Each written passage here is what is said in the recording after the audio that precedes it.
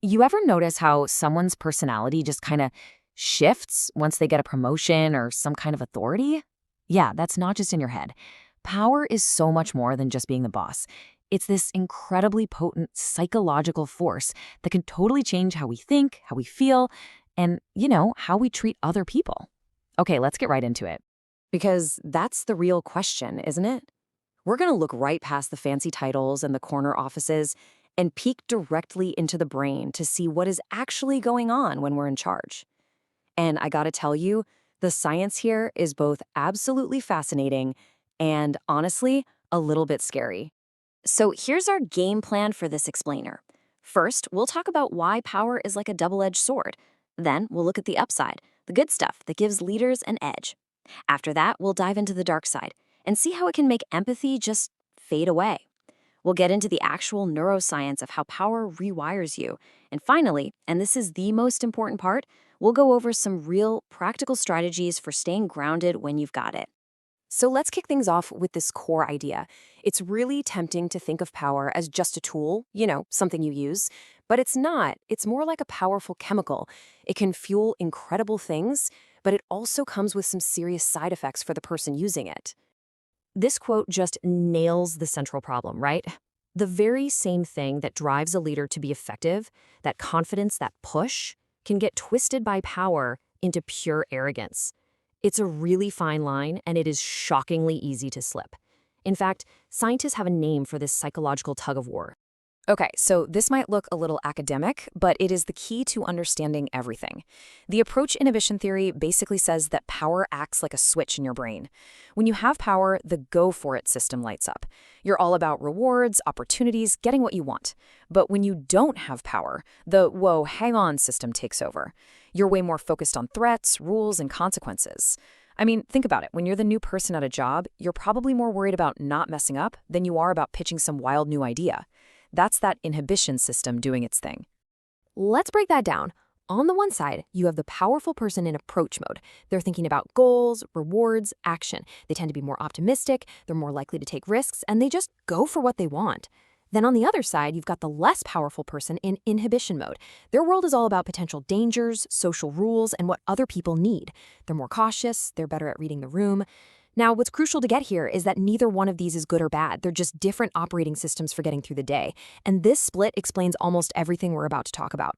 All right, so let's flip over to the good stuff and see how this approach mindset really gives leaders an edge. Because make no mistake, this shift in thinking is exactly why power can be so darn effective for getting things done. When your brain is in that approach mode, it's like a heavy weight has just been lifted off your shoulders. You're not bogged down by self-doubt or worrying about what everyone else thinks. This boost in confidence means you can make decisions faster.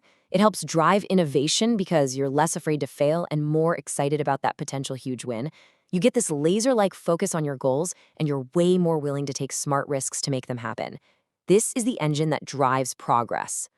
And this isn't just some vague idea. It's been proven in labs. Psychologists can actually prime people to feel powerful, just for a moment. They're not giving them a CEO title or anything. They just have them sit in a confident pose or remember a time they were in charge. And instantly, those people start acting differently. They're more likely to take the lead, to stick with a frustrating puzzle when others give up, and to throw out creative, even weird ideas. Power literally flips a switch that makes you want to act and achieve. But that laser-like focus, well, it comes at a pretty steep price. Because while our attention is sharpening on the prize, something else, something really, really important, starts to get blurry. And that's our connection to other people. This is the fundamental trade-off. Your brain power is a finite resource, right? When power points all of that attention toward your own goals, there's just less left over to think about what other people are feeling or thinking. You stop asking, how is the team going to feel about this? And you start thinking, how does this get me what I want? And it's usually not malicious. It's just an attentional glitch in the system. And this is where our brains can start playing some dangerous games. Moral licensing is a classic example. It's that little voice in the back of a powerful person's mind that says, hey, I've earned this. I can bend the rules just this once. So a CEO who just made a huge charitable donation might feel okay about fudging some numbers on an expense report later. The good deed acts like a psychological get-out-of-jail-free card. That's moral licensing. It's this quiet justification that lets good people do not so good things. And you can probably see how this becomes a really slippery slope. It starts with healthy confidence, right? The good stuff we just talked about. But if that's left unchecked, it can quickly turn into overconfidence, the belief that you just can't be wrong. And that feeling makes you think you're above the rules, which swings the door wide open for moral licensing. And once you start thinking you're entitled to bend the rules, well, you've arrived at hubris, that toxic mix of pride and arrogance that almost always comes before a fall.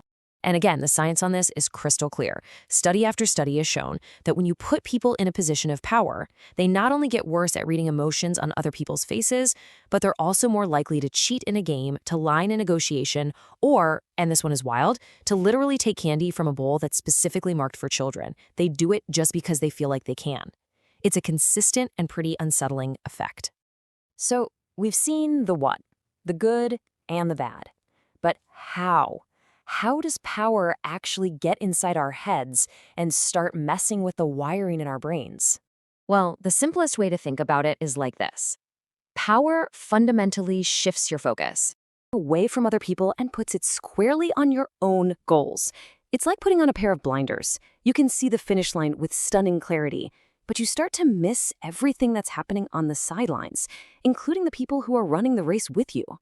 Okay, let's look under the hood for a second.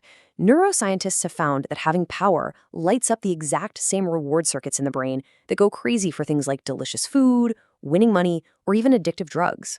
It's the dopamine system. Dopamine gets released, and you feel good. And that good feeling reinforces all those approach behaviors, taking charge, making decisions, which of course makes you want to do them more. In a very real way, power can become an addiction. But here's the other side of that coin.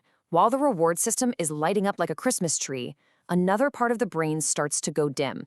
Specifically, the regions that are crucial for empathy, for seeing things from someone else's point of view, can actually become less active. So power doesn't just turn up the volume on the go for it signal, it actively turns down the volume on the, hey, wait, let's consider others signal. Now, after hearing all of that, you might be thinking this is just an unavoidable trap, but it's not. And that brings us to what is easily the most important part of this whole conversation, how you can fight back and stay human. The really good news here is that just knowing about all this stuff is the first and most powerful step you can take.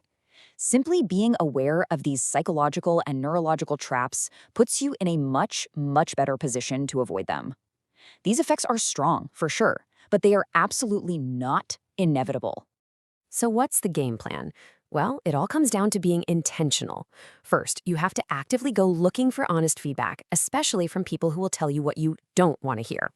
Second, treat empathy like a muscle. Before you make a big decision, take a minute and really try to see it from your team's perspective. Third, build checks and balances into your systems. These are your guardrails.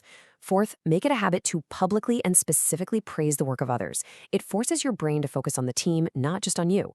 And finally, take some time for mindful reflection. Just a few quiet moments can be enough to interrupt those automatic and sometimes destructive habits of power.